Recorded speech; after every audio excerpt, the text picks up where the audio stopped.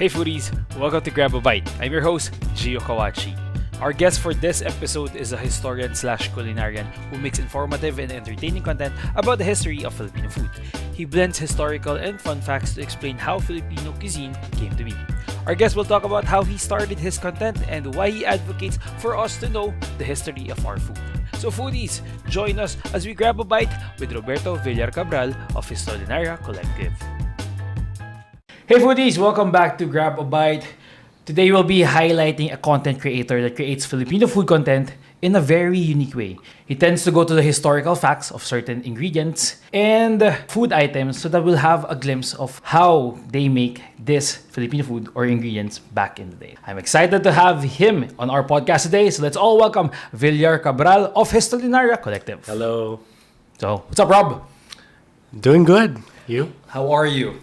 Well, been busy. Been very busy with a lot of my activities in regards to Histolinarya Collective, with all the events that I'm being invited to and also the number of content that I've been editing for the past few weeks now.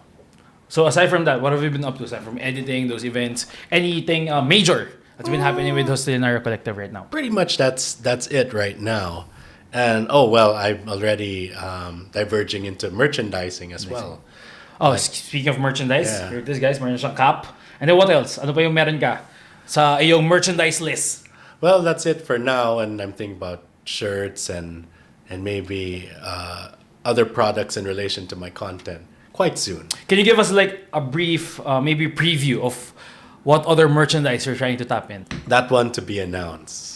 To be announced. Okay. To So be announced. surprise pa yan for all your followers. Okay. That's it. Your content is one of the things I really follow online. Like I really love your content, how you basically teach us about the historical facts of some certain ingredients or like maybe a food. So how did you come up with that type of content? Well, it actually was something that I wanted to do even years ago. But at that time, being a content creator, it wasn't seen as something that a promising career for, especially a lot of Asian families. They would think, why do you want to do that? Do something more concrete. But thankfully, we live in this decade where now that thing is seen as something acceptable, seen as something that's promising and even lucrative for certain people as well. Yeah. So I finally found my niche, my calling, because it was either I would be a chef or a director, and the funny thing is now I could be both. Exactly, you get to combine that filmmaking and food. Is it your passion making films?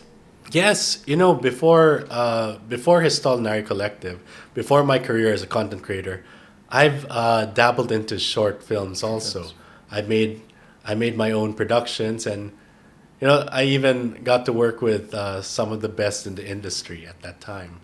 So I was very fortunate for that experience. So the first content that you did wasn't about food? No, it was actually far from food. It was pretty much fictional storytelling. Fictional? Like short films. Oh. Where did you find your short film? Is it like online? Well, so like in no. Unfortunately, all of them are in my archive. But one of the things that I remember I was proud of doing was making a feature-length film that ran to at least 1 hour. Okay. Yeah, it was 7 years in the making. I was 13 years old, and I finished it at 21. So you could just imagine. It saw me through my prom. Yeah, actually, through your teenage years, basically. It watched me grow up. Yeah. So that's Are you cool. planning to release that, or it's more of like a personal thing and just keep it? Oh, I released it a long time ago, but who knows? Maybe I could bring it up again. But maybe if I had the chance, I could remake it. Okay. Improve on it. Okay, so there's no online copy right now that your viewers or your fans could actually check out? No. Okay, so talagang private lang yun. Yes. But yeah, hopefully, we'll get the chance to see it too. Normally, pag naglalabas ka ng content, it's all about the food, all about the ingredients, and it's very minimal that you talk about yourself regarding on your content. So right now here in this podcast, we like to highlight content creators. Who is Roberto Villarcabral? Can Well, you describe yourself? Well, Roberto Villarcabral is in truth an introverted individual who enjoys time just reading books or watching movies or just exploring the world. Well, something that's unusual for introverts, getting to know people also, because I like meeting new people and hearing their stories as well. Another thing that people don't know about me, although now I'm trying to make it clear, is I'm on the spectrum as well. When I tell them this, they'd go, that's not really obvious." But for years I've tried to hone what I had and to improve on that as well. So if I didn't work on that, we wouldn't be talking here right now. Yeah.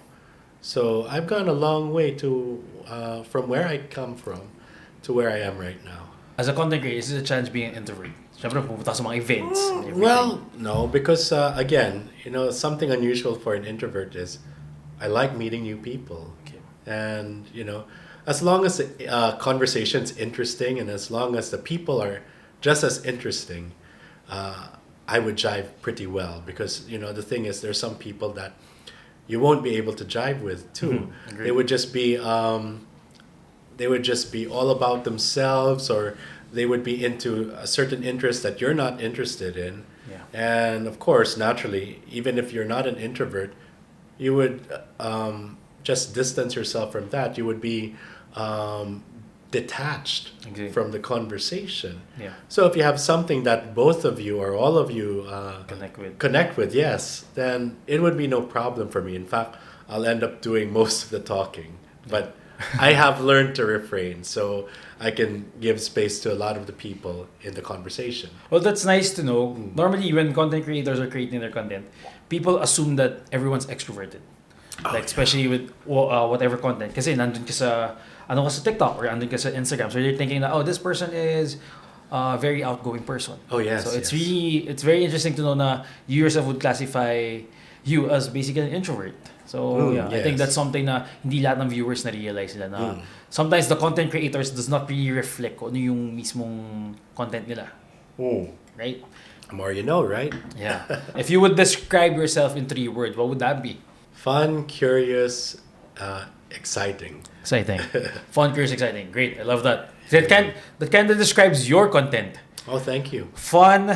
For me, it's fun, exciting, and it's very, very curious. You introduce yourself as a culinarian. So how is it different from a chef? Well, technically it's the same thing, but I prefer to refer to myself as a culinarian because I formally trained. But the thing is, nowadays the title of chef carries a lot of responsibility and a lot of connotations too. And now that I'm not really working in a professional kitchen, I don't think I consider myself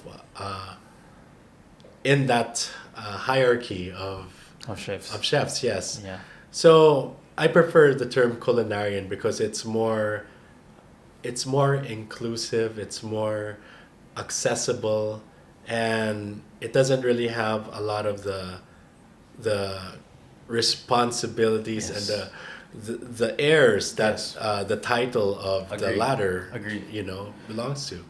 I actually thought it was like culinary / historian, but yeah, I get your point.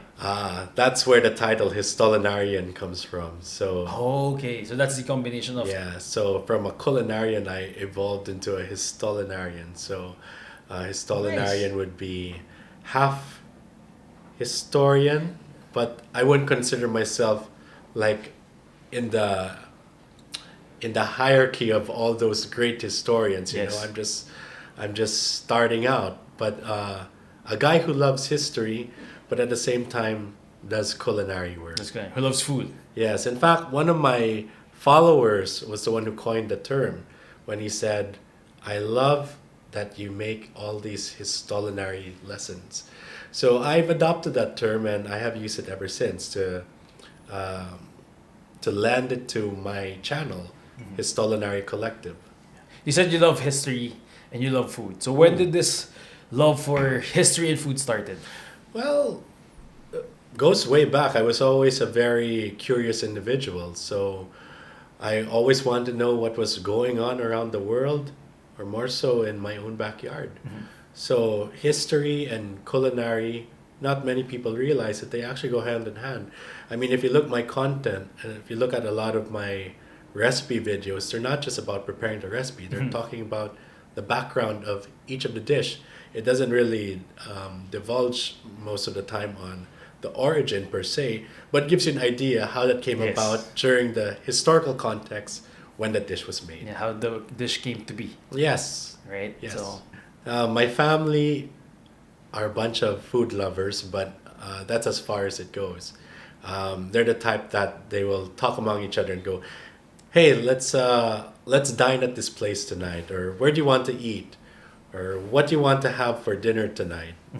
But other than that, they don't really divulge too much into that territory of history. That's why they tell me that they're very amazed with what I do, and even proud. I mean, it's understandable because they didn't expect that I would actually, achieve this certain niche. You know that I don't think anybody has done it before, really. it is actually. Yeah, in terms at least of the Philippine landscape.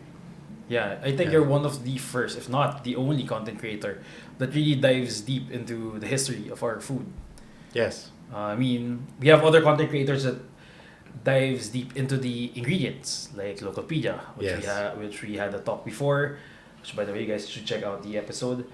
And then basically the history of the food itself and the ingredients and how to use it. I like what you recently released the guava jelly. Oh yes. Let's talk about that. I mean, sure. I was amazed with the pastry that you did. Oh. Okay. I like the way how you followed up that content by creating an Instagram story. That's very interesting. So you basically made a video, and then you kind of had like 16 or 12 video talk on your story. So is it your thing, like, basically that's how you follow up your content? Well, originally, I'll be honest, it wasn't part of the plan, but a close friend of mine reached out to me and said, you should do a follow-up on that pastry because I'm very curious about it. And if I'm curious about it, I'm sure a lot of people will be curious about it. So, because the plan was really just to highlight on the jelly, the guava jelly. But I was advised that maybe I could talk more about that pastry since anyway I brought it up. So I let it out for all the audience to see. So I said, okay, maybe I could talk about it a little. So I started going in depth about the pastry, which is actually a very popular. It's a very popular treat from a very well-known convent school in the Philippines. Yes, that pie crust pastry is synonymous with that school. Do they still do it now? Nowadays, rarely. So it didn't really become part of their tradition, no? It's a convent.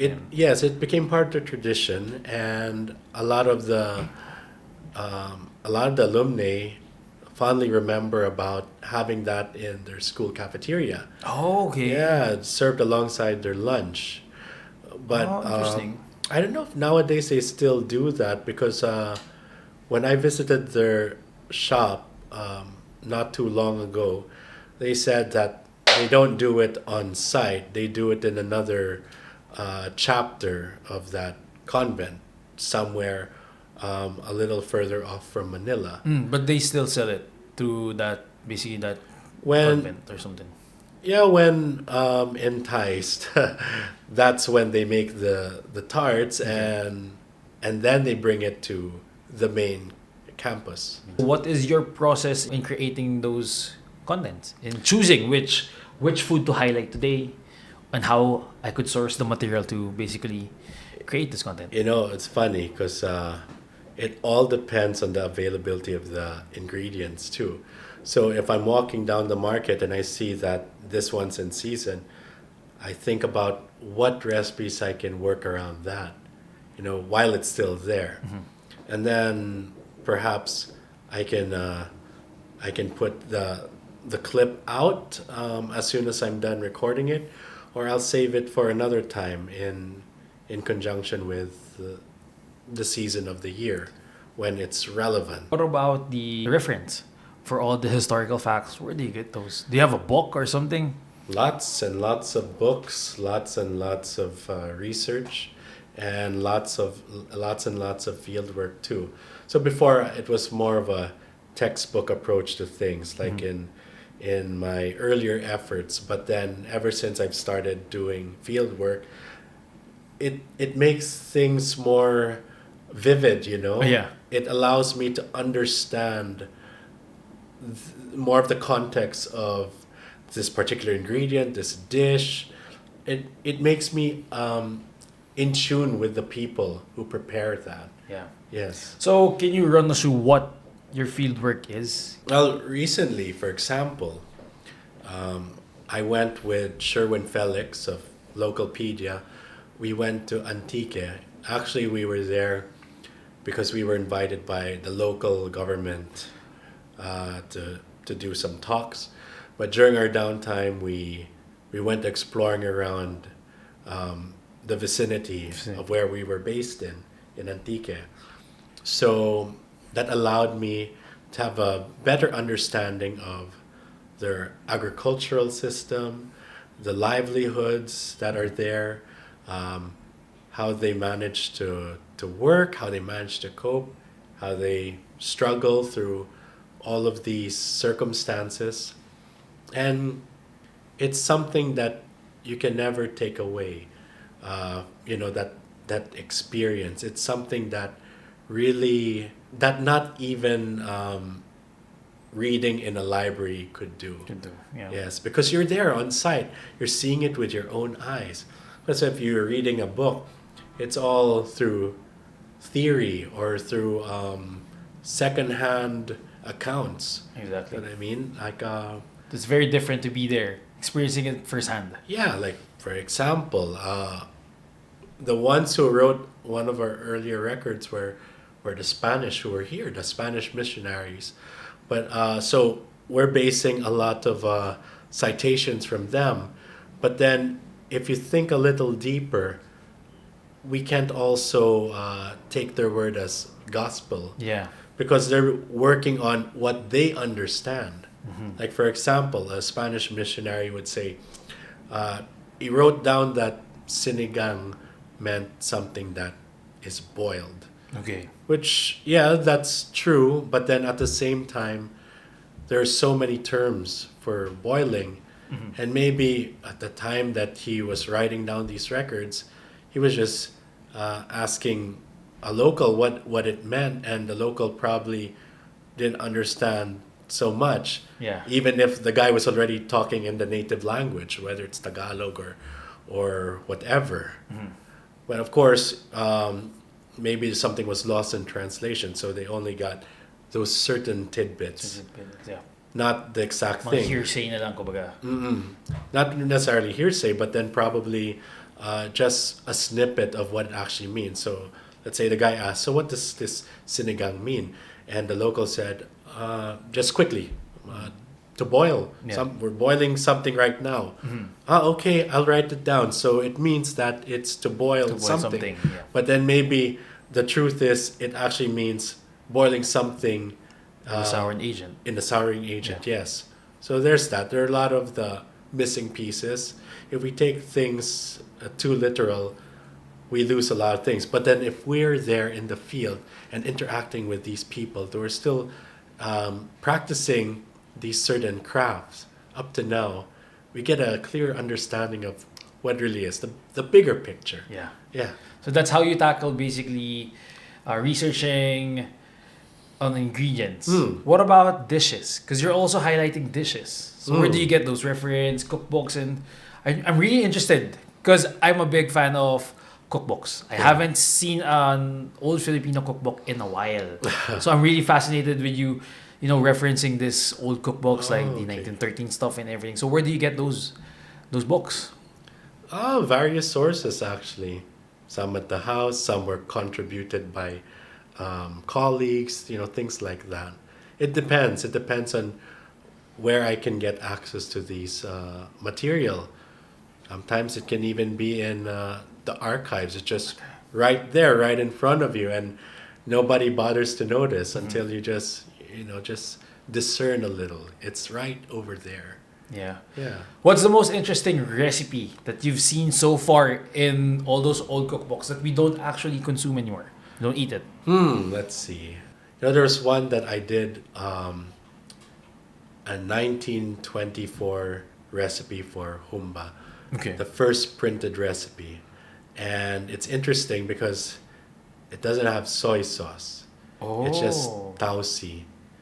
And to prevent the pork from sticking on the pot, they put sugarcane pieces at the bottom so that the pork can cook over there instead of direct contact with the pot. With the pot, yeah.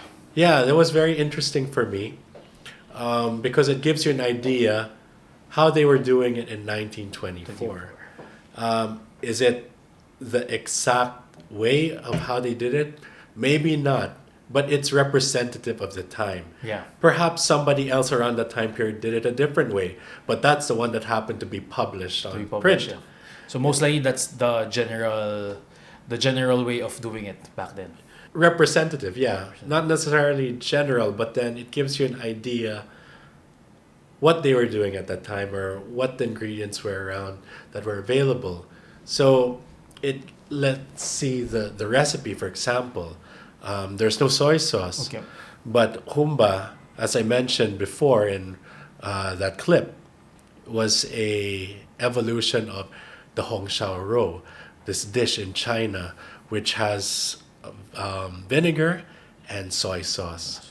And of course, in China, they're able to mass produce soy sauce. Yeah. But in the Philippines at that time, soy sauce was pretty much restricted to Parians, Chinese communities. They're not enough to make a big batch for nationwide distribution. Yeah, probably just like for a small community or your household, but that's as far as it goes.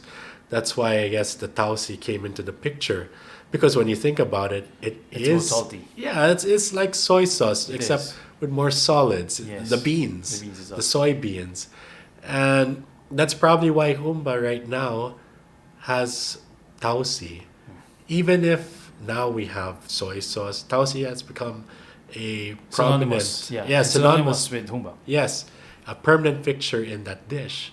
So that was very interesting for me, and the fact that at that time they used a lot of spices. So I came across these Cebuanos who were ridiculing me, saying, "Ha, we don't put spices there. Why do you put cinnamon or why do you put bay leaf and all of that? Yeah. We don't do that." But they have to understand. They're thinking from this contemporary point of view. They're not thinking that back in the 1920s it was a whole different thing. Yeah. It's different ball game, kumbaga. Yeah. And I felt like saying, "Oh, don't pick a fight with me. If ever, you should take your issues with the author of the recipe, who's Cebuano herself." Yeah. So, I'm just the interpreter rather. I'm not the author of the recipe. I'm just showing all of you how it was done back then through one person's perspective at that time. So that's it.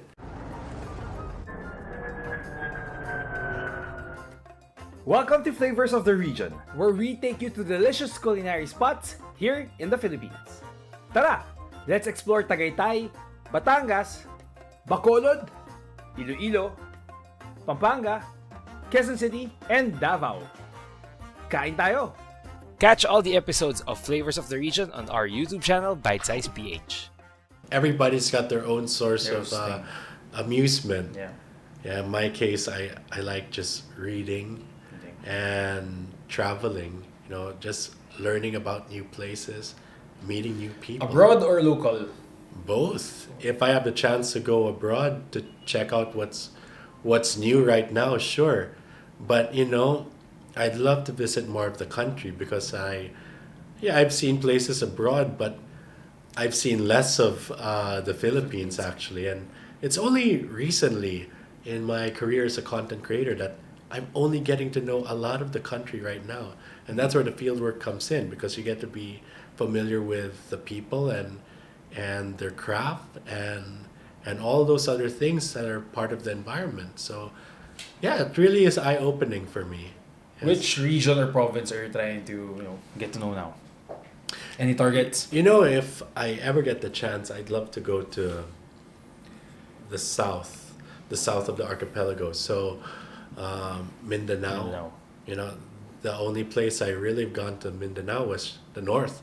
So that's Cagayan de Oro. But I've never gone to southern Mindanao, Zamboanga, Sulu. Same, I want to go to that. Yeah. I heard they really have good food. Oh, yes. And culture-wise, they're really... Yeah, actually, recently I reissued a clip on how to prepare pianggang manok. Pianggang manok, yeah. Yes. The mother of my friend, Miguel Moreno, was the one who prepared the dish for... Miguel Moreno, Palm Grill. Yes. Oh, okay, yeah. Chef of Palm Grill. Yes. Right, okay. So that was very interesting because we get to see how it's done, and... The authentic way, like the traditional way. Yeah, in very much. The only thing they didn't get to show was how to do the pamapa, the spice mix, because it's very time consuming. Mm-hmm. But pretty much 90% of it is there. And it gives the viewers an idea that, this is another part of the cuisine that I'm not aware of. It's more than just sinigang or nilagang baka, things like that. Yeah. So it's very... it really adds perspective to what it is to be Filipino. We're not just Luzon, no. Not just Visayas. There's also the other part too. Yeah. Mindanao. We tend to forget that part, to be honest. I mean, yes. Especially here in Manila. I think we tend to forget that Mindanao is rich in history, culture, yes. and definitely food. It's something that I'd really like to try, because here, I think aside from Palm Grill, there are very limited places to get, your Mindanao cuisine food. Right. Like that. So, that's it. Have you tried it? Oh, yes. I covered it last year, actually. Okay, so what's your favorite? How would you say? Is it Tausug cuisine? Well, how would you describe it? Because there are different varieties of Mindanao. I'm not really Miggy is... Miggy says it's actually the whole thing, southern Mindanao. But... so they call it Tausug cuisine? Tausug is just part of it. Part of it, right? Yeah, so like in Sulu. How would you classify like the food of Mindanao? Very robust and very diverse. Because the thing about Philippine cuisines, we're not really that keen on a lot of spices for the most part. So this one was interesting because it's full of spices. This cuisine is very much in tune with Malaysia and Indonesia. Yes, agree. And even as far as they're very India. flavorful. Yeah, I mean, they have korma, which is technically curry, and they have also like the pamapa, the spice mix with the ginger, the turmeric, and all that stuff. It's very interesting. I've learned a lot from discovering that side of the Philippines. Hopefully, we get to have someone on the show to talk about it more, because I'm really interested in getting to know that cuisine. It's one of our cuisines that actually I would say being tapped right now, but we still have a lot of things to learn. Yeah, I noticed now they're actually bringing to light Southern Mindanao cuisine just recently. Where did you study culinary arts, or where did you train? Initially I was self-taught. Okay. But then eventually I got to enroll in Alain Ducas's training program. Nice. And then from there, I was one of the pioneer students of Le Cordon Bleu Manila. Le Cordon in Ateneo? Yes. Ateneo. I was part of the first batch. Yes. And then did you continue working for kitchen? Did you start your own business? Yeah, for a while I started selling baked goods. I think everyone pastries, yes. What was your best pastry? Oh, it has to be the ensaymada that I perfected. Ensaymada. Yes. But is that the same content that you did, or very different? It's very different from what I presented. That one was an old recipe from Was it 1929? from 1933. 33, okay. Yes, 33. it was for a cooking class in Centro Escolar. But the ensaymada that I've done was different. I did it through trial and error until I was very happy. I tried to make it close to how my ancestors would enjoy ensaymada. But they have a very different perspective what an ensaymada was. Rich with butter, Tons of cheese. And lots of egg yolks, things like that. Very rich though. Very rich. Wow. And as much as possible, I try to put the Edam cheese on top as Edam well. cheese, Yeah, not the process. Since you said you're a chef then and everything, so who's the favorite chef you follow? Gene Gonzalez. Gio Gonzalez. He's a hero of mine. Oh, really? Yeah, one of the pioneers in this whole thing, because Filipino food scene. Yeah, even up to now, when we would chat, we would bump to each other. He's always excited to tell me about the new thing he discovered around the country, or some other thing that he harvested or that he bought. Like he came back with a bucket full of snails from Quezon. And I thought, wow, that's really interesting. So I like that. He's pretty much like my grandmother. I haven't met her because she passed away before I was born. But from the stories that my dad would tell me, she was always an adventurer, and she's always looking for new things, and that's pretty much that. He's like what my grandmother would do back then. So it's cool, when we would talk shop. I could see how passionate he is about the cuisine. Yeah, he's wonderful. He's a legend in the Philippine food scene. Yeah, you guys should go to Cafe Isabel. Get some heritage dishes there. Really good. They really make good Filipino food there, like great Filipino food. Yeah, my favorite is their tocino del cielo, or as the Spanish pronounce it, tocino del cielo. It's good with coffee. Yeah, they have good with coffee. Good with coffee. Yeah. Really? Wait. Yeah, because I haven't tried it. So what is tocino del cielo? It's pretty much a bonbon made of egg yolks. Okay. And sugar, lots and lots of sugar. Egg yolks and sugar are the best combo. Yeah, They're really great combo. So good. Never go wrong with it. Have that with coffee. It's like having something like a sweetened cream with that coffee. You take because one piece of that is already potent. It's really sweet. I love how you term it potent. It's really it's rich and sweet, man. So just a tiny teaspoonful of that. You take that in, and then you sip your coffee with it, preferably espresso. Okay. And the marriage of flavors is just it's wonderful. kind of like egg coffee. Kind of like that. Yeah. Okay. Except Makes sense. deconstructed egg coffee. That's Okay. it. Yeah. That's interesting. I'd like to try that. Go for it. What's your favorite Filipino food? I mean, since we're talking about food. I do like sisig. Sisig is nice. Yeah, the modern sisig. Okay. Which, The Kapampangan version or the Manila version? of course, the one from Pampanga. Pampanga, No egg, no Mayo, mayonnaise, yes, none of yeah. that. And I like the sisig to be more on the tangy side. I mean, Yes. that's the whole point of being called sisig. Came from the words snacking on something sour. Yeah. Which now it's all savory. So you need that sourness to cut through all the fat. Yes, agree. I also like kansi. Kansi is good. Oh, yes. And people think it's sinigang, but it's a whole different thing. That's a different thing. Yeah, I covered about that in an earlier video, but yes. Batuan is a different sour. I mean, like literally, it's like ibang batuan. I love batuan. Exactly. Nobody but one. Yeah. Paano? Joke lang. All right, comfort food. Let's go with your comfort food. Filipino comfort food. Chicharon bulaklak. Oh my God. Yeah. Chicharon bulaklak. Yeah, dinuguan with puto. Dinuguan with... Okay. Have you tried chicharon bulaklak with dinuguan? Like yung pinirito muna yung laman loob and then tsaka sinilagay sa dinuguan. Actually, no. That is really good. That is really good. That's like something Diwata would do. Kinda yes. Mukha. Para siyang ganun gagawin yung diwata. But yeah, chicharong bulaklak with dinuguan. Well, I forgot where we got that. Basically, you order dinuguan, you order chicharong bulaklak, and then you combine those. Speaking of, I do like pares. Pares. The whole lot, not just the beef. The whole thing. And I like lugaw.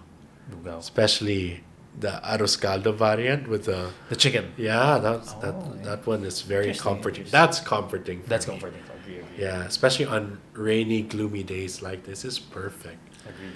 Yeah. I love actually for me dinuguan. So lahat na sinabi mo dinuguan. I love dinuguan. Aside from being an online content creator, what do you do? Because would you say that being a content creator is sustainable these days, or do you do something else aside from content creation? I'll be honest with you. For those who aspire to be content creators, it's not something I would recommend as a full-time job. Unless you're already taking off. If ever, just stick to your job right now, make that part-time, and if you weigh it out, if one is doing better than others, stick to that. If the other one that you're aiming for is already paying off, then you can make the jump. It really depends on your content too. Yeah. Your niche. It's really a gamble to be a content creator. Are you a full-time content creator now? Yes, because right now I'm also working towards other activities in relation to my content. So actually, I wouldn't consider myself a content creator per se, more like a curator of Philippine cuisine. So the content is just my platform to talk about what I feel about the cuisine or what I learned about the cuisine. But as much as possible, I also do things that are, more beneficial to me. Yeah. Yeah, like something that puts pandesal on the table. On the table, at least. Yeah. Right. Are you a one-man team, or do you have your own team in creating your I'm content? a one-man band. Yeah, so, like they're multi-instrumentalists. They can play the guitar, the so you piano. do everything. Yeah. Video, research. Yes, everything. Editing. The writing, the narration, the editing, the cooking. And then the photography too. So thankfully I have a background in that, so it really helps. And does it overwhelm you? I will admit it does, because of course, that's why it's taking a while right now, because I put a lot of care into my clips, into my work. So you could actually go through my page and see the evolution of my style. Like the earlier videos were reminiscent of my earlier efforts, but now it's heading towards a different aesthetic. Now I ditched the vertical format and I've gone back to horizontal. Because honestly, as an advocate of cinema, I don't want to compromise my composition. So it may sound pretentious, but it's really something that it's such a beautiful shot. Then I have to cut 2/3 of that, just so that it would fit on the phone. Yes. So now I'm not making compromises anymore, because who knows, maybe I'm one of the pioneers. I may not be the first, because I also see people are already heading towards that direction. And even Celine Murillo, she's also doing that too. And a lot of the TikTokers, they're going towards that direction. So you could say we're one of the pioneers already in that format. So who knows, maybe they might adjust to our aesthetic. Better to be early in the game than later on. Cinema. What was your course, by the way? I forgot to ask. Communications. Yeah. In LaSalle. LaSalle. Yes. Communications LaSalle. So the founder of the department, his name is Doy Del Mundo. He's a very good friend of mine. Up to now, we still keep in touch. I think he's the only professor that I still keep in touch with. Yeah. So he wrote for Lino Broca, Mike De Leon. Wow. He's a legend in his own right. In the filming industry. Yeah. Okay. So that's where you got your inspiration of basically creating content in I would say a director style. Actually, not even, because the idea was already there before I even enrolled in university. and I was already making short films as early as high school. Who's your favorite director? Oh, I love the new wave guys. Like I like Francois Truffaut, Okay. Jean-Luc Godard. Who else? And I also like the earlier masters too. Like I like Renoir, Jean Renoir. And then who else? A lot of the German expressionists too. Okay. Those are Yeah. like the way back. How would you describe your filming style right now? I mean, like, if you would describe it, what's your inspiration behind your filming technique, directing technique? Style right now. My filmmaking approach is very, yeah, it's informed by all those masters from way Yes. back, but it doesn't try to pay homage to those masters. It tries to be its own thing. I don't want to be like Quentin Tarantino, who's always quoting all the films he watched. He's a great writer, but in terms of directorial style, he's the kind of guy who wants to brag to the audience. Look, this is a film that I'm referencing right now. Yeah. I don't want Nice to to do do that. that. Oh, another master that I like is Stanley Kubrick. Yes, Kubrick. He's wonderful. He got an eye because he was a photographer too, so you could see The the visual. advantage, Yes, the He has visual advantage look. of it. It's right there. Orson Welles as well. Or Wells as well. What led you to champion Filipino heritage food? What led me to championing Philippine heritage was it goes as early as when I was younger. Because when I was a kid, I was very curious about how our food was prepared. I come home from school and I see that people in the house are preparing what would be our dinner. Yeah. Maybe my mom or whoever was also at the house at that time. And when I would see the culmination of that, you just tend to appreciate those things, that all the elements at play that were put together to form that dish. So that curiosity really started there. And then I took a trip to the craft factory in Sukat Road. Craft as in like the brand? Yes. Okay. They were making cheese whiz. Uh-huh. So I got to see how they did that. It was very interesting for me. Cheese whiz, quick melt. It's quick melt craft, but they were making a processed That's something like cheese. that. The easy melt. Something Yeah. like that. Pretty much processed cheese product they were making. And when I came home that day, I had processed cheese with pandesal. And as I was having that, I began to appreciate how they made the product. It makes you appreciate things more. And then I learned about how a lot of people in this country are not very appreciative of their own culture. And if they're aware of what's going on, it's not enough. Like for instance, online they're always debating about what's the difference between this dish and that dish, or what makes it so special, things like that. So of course, it made me think, man, a lot of people don't really know much about their cuisine, more so their own culture. When I was working in the kitchen before, I remember, so this dispatcher, he told one of the cooks that someone ordered pinakbet, and the cook was laughing, as soon as the dispatcher left. And I go, what's so funny? And he said, that guy said pinakbet when it's actually pakbet. And I'm just thinking, he's right. Yeah.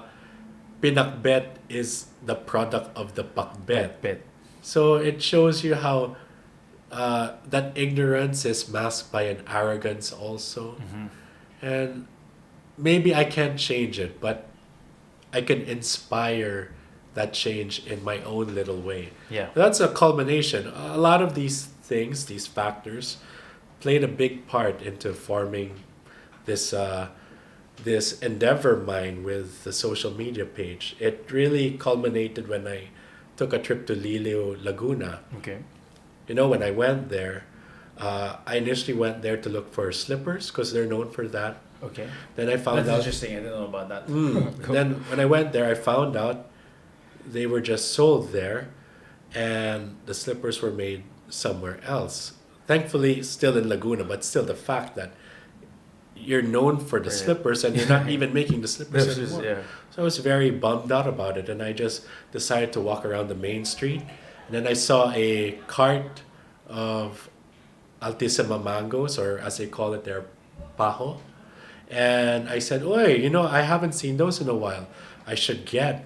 And my plan was to make a video on how to prepare it the way that the Spanish colonists would make it, because they didn't have green olives here at that time. Yeah. So they had to make a substitute using whatever they have here. And that was my first ever video. And from there was no going back. Hi, I'm Inka Bagnayet. I'm Abby Marquez. Hi, this is Julie. Hi, this is Raver. I'm Radson Flores. Hi, I'm Makoy Dubs, and this is 8 List Slam Book. 8 List Slam Book. 8 List Slam Book. 8 List Slam Book. 8 Lists Slam Book. Get to know more about your favorite celebrities and personalities. Head on to 8list.ph YouTube channel and tune in to Slambook. Now, your content is very rich. It's always informative. It has a lot of, facts that are good to know. Do you consider going into long form? Yeah, actually, that was the plan. I was initially, when my earlier effort was taking off, I was planning already with my former partner to work on that. Okay. But the problem was it didn't pan out. So I have to start all over again and maybe build a little momentum just so people know that I'm still going on, Yes. It's a different name and all of that, but yeah. Speaking of your name, from the Lost Filipino Cookbook to now being Histolinarya Collective, what's the difference between your content now? Well, it's pretty much the same. The only difference is I want to put more emphasis on Filipiniana. So, of course, the ones that made me known was the food videos. So, of course, that one is going to be a big part of the content. But, of course, I'd love to add more about, highlighting about the country. Whether it's food or even textiles. A lot of the craftsmanship that our fellow Filipinos are known for and need to be highlighted, because it's sad when I go to these places, a lot of these practices are dying out because nobody's supporting them. Yeah. So I want to bring to light a lot of our industries are not getting enough attention or support.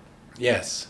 And so that's pretty much it. So right now, I've gone back to editing, so I'm focusing first on the food videos, and then I can incorporate again the Filipiniana related material, and then from there move to long form, because that's what I'm actually hoping to do. That's what I want to do. The long forms, I can be more thorough in my explanations, because I tell you, I liken the clips on TikTok and Instagram like pop songs in the 60s. They have to fit 2 minutes. You have to cram a lot of it. Yeah. You have the verse, the chorus, all of that has to be there. You can't meander around. And it gives you discipline, because it's like, what are the important things? That's true. But I wish I could explain more. That's why. So you gotta add more flavor. Yeah. Now that the information that I cannot fit through the videos, I have to put it as addendums in the comments, so people could still read about it. And before people could have an issue and say, you forgot about this and that, I already beat them to it, because we had the same thing in mind. If you had a time machine, which period in our history would you travel to, and what would you do there, food wise? I would love to go, at least just for a day, the peacetime period. So anytime in the 20th century before the war. Around like 29 to 40. Because for one, that was when Manila was at its peak. Yeah. It was such a beautiful city, and a very cosmopolitan one to boot. We didn't just have Filipinos, we also had Caucasians. Yes. We had different nationalities mingling. I mean, not saying that we don't have that now, but then, it's like a different feeling. And the fact that I get to explore places at that time like Binondo, Quiapo, all of that. Or even like go to Baguio and just see all those trees there that now are barely there. Condos na sila. Yeah, it's city of condos, not anymore city of pines. Actually. It's just sad because Baguio holds a special place in my heart, and yeah, I would love to go to that time period, not just for the food, but just to experience what was going on at that time.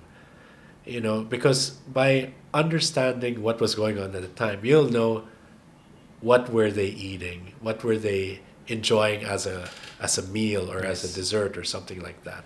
For your content, Histolinarya Collective, what is your goal? What is your vision of success for this content that you're making? One is to raise awareness about a lot of our dishes and to bring to light some that have already been lost through time. If I can revive it, why not? Because I also want to see how it's done. And when I accomplish that, I want to share that with my viewers as well. Like for example, the formula for banana ketchup as done by Maria Rosa, it was lost through time, so I had to reconstruct it through her notes, and I think I did a pretty good job at it. It's pretty much how I imagine it would have been done in the mid-30s. Yes. Filipino food history has its unsavory and bittersweet moments. Now, what do you think Filipinos should learn from them? Filipino cuisine in itself is a reflection of the mentality of people at that time the dish was made, or how the dish evolved through the times as well. It is a reflection of all the cultural convergences. It's not just indigenous, but a melting pot of different cultures, how they inform our cuisine, and not just through cooking, but also on a historical point of view. Why were they even there? Or what were they doing at that time? And by understanding that, you'll get to see, so that's how the dish was made. And you'll get a better appreciation of the dish when you know more about where it came from and how it was made. Yeah, agree on that. And madaming stories na matututunan regarding that. And also I do believe this. By learning our history, we'll get a chance to move forward with that food and elevate it more. Yes, because it's not to disregard a lot of the efforts of our culinarians, but nowadays they're trying to elevate everything, which is fine. But before they can even start, they gotta know their own cuisine first. What do you think of the food scene right now? Evolving. It's nice that they're also utilizing a lot of our local ingredients that were formerly obscure, but now for some reason they're highlighted. Yes. Especially around this decade. My only hope is that these certain ingredients should not just be a fad. Like you don't just salted egg everything. Yes, yeah. It's the same thing with asin tibok. Yeah, it's right popular now. And thank God it gave people who make that salt a chance to be inspired to keep making that salt. But I hope that it's not oversaturated to the point that it's asin tibok popcorn or asin tibok chips. Yeah, asin tibok everything. Right now, I've noticed yung asin tibok pag nagpunta ka sa medyo high-end restaurant, nandun siya. Display na talaga nila. Yeah. You're seeing it in drinks. But which is good. Kasi at least na-revive natin yung asin tibok industry. Diba? Yeah, what I want them to do is just not turn it to a novelty and just adopt it as part of their repertoire, If you would describe Filipino food in 3 words, what would that be? Savory, interesting, and comforting. Yes. I love that. Okay. I love that. That kind of makes sense. Really is basically what Filipino food is. Now we'll move on to the last part of our show, which is Bite, Save, Pass. Bite, Save, Pass. First, Bite, Save, Pass. Coffee, tea, or hot chocolate? Bite coffee, save chocolate, pass tea. Pass tea. If it was iced tea, maybe we can talk about okay. So specifically iced tea. Yeah, that one, I would also save that too. Pinoy bread tayo. Okay? Okay. Pan de coco, Spanish bread, ensaymada. Bite, Spanish bread. Save, ensaymada. Pass, pan de coco. Yeah, not really fan of the grit. The grit of the coconut. Right? Now if it was cocoa jam, now we can talk about that. Cocoa jam. Speaking of cocoa jam, That's something I would save. that is actually our next question. Okay, Oh, peanut okay. butter, cocoa jam, or chocolate spread? Okay, chocolate spread, bite. Cocoa jam, save. Peanut butter, pass. Okay. Yeah, No context lang to. No context. Luzon, Visayas, Mindanao. that's tough. Okay. Bite, Visayas. Save, Mindanao. Pass, Luzon. Oh, okay. Yeah, I've seen Luzon already too many times, so something different. Something different, yeah. Horror, comedy, or action? Okay. Bite, comedy. Save, horror. Pass, action. Ah, okay. So you like comedy films. If done well. Because comedy... What's your favorite comedy? You know, comedy is... People always dismiss comedy as very lowbrow, but it's the most difficult genre. It is. Yeah, if you make a good comedy, that means you're a great filmmaker. It is. Comedy is hard. Yes. Comedy is hard. And for me, I do believe this. Humor is a skill. Yes. Humor is a skill. Beer, whiskey, tequila. Tequila, bite. Love it. Beer, save. And then whiskey, pass. Talaga. Yeah. Tapos whiskey binigyan namin sa kanya. You know the thing Tapos is... whiskey in-offer namin sa kanya. You know the thing is, I can drink whiskey neat, but Okay. it's not something I will look for, Okay, you look know? for. Tequila. So that's your poison. Yeah, I you love know, tequila like, too. I could savor it more. Okay, last one. Adobo, sinigang, sisig. Okay, that's easy. Bite, sinigang, save, sisig, What? pass, adobo. Oh, really? Yeah. Okay. No, because No, I'm just kidding. Go. I do like adobo, but it's not something that I look for. Thank you so much, Rob, for joining us here in Grab a Bite. I really learned a lot today. I love our talk, you know.